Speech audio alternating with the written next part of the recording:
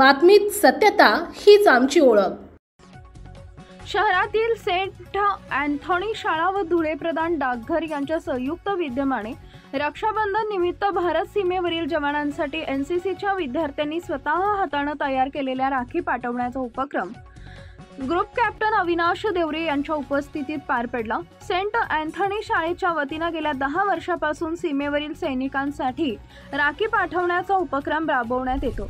येत्या 9 ऑगस्ट रोजी रक्षाबंधन असून त्यासाठी सेंट अँथनी शाळेतील एनसीसीच्या विद्यार्थी व शाळेचे प्राचार्य फादर विल्सन रॉड्रिक्स यांच्या वतीने हाताने तयार केलेल्या सुमारे 200 राख्या तयार करण्यात आल्या असून त्या राख्या मुख्य डाकघर धुळेचे प्रवर डाकपाल आर.व्ही. पालेकर यांच्याकडे सुपूर्द करण्यात आले। कार्यक्रमासाठी सोनिया श्रीकांत धिवरे, डाकघरचे जनसंपर्क निरीक्षक एल.एस. ठाकूर, दिगंबर पाटील, भूषण पाटील, शाळेतील शिक्षिका सेंट्रा रॉड्रिक्स, मिस्मा मिर्झा, जोजब शिंगारे, शिवानी मझेटिया, राकेश पावरा उपस्थित होते।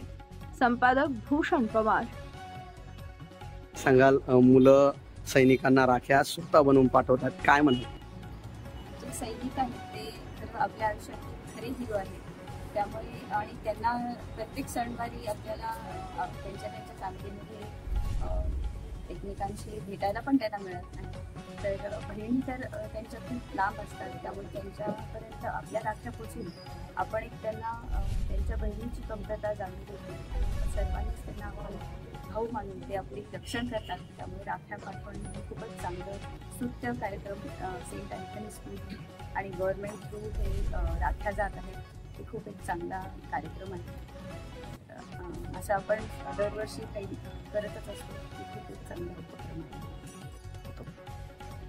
राख्या पाठवताना सेंट अँथनीचे जे स्टुडंट्स आहेत, मी बघतोय की एनसीसी स्टुडंट्स आहेत आणि मला याच्यातले भविष्यातले सोल्जर दिसत आहेत, याचा मला खूप आनंद होतो।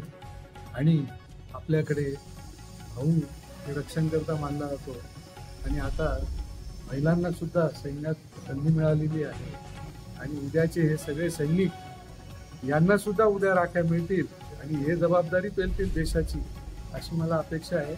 मी सगळ्यांना याच्याबद्दल शुभचिंतन व्यक्त करतो आणि सेंट अँथनीने हा चांगला उपक्रम राबवला आणि आम्हा सर्वांना बोलवलं, याबद्दल धन्यवाद।